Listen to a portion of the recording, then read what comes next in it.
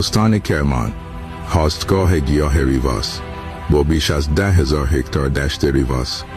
ریواس گیاهی با برگ‌های بسیار پهن و اون پیکر که پهنای آن در دشت‌های ریواس کرمان به 2 متر هم میرسد. این گیاه حواس دارویی زیادی دارد و همچنین در برخی مناطق با استفاده از ساقه آن شربت ریواس درست می کنند.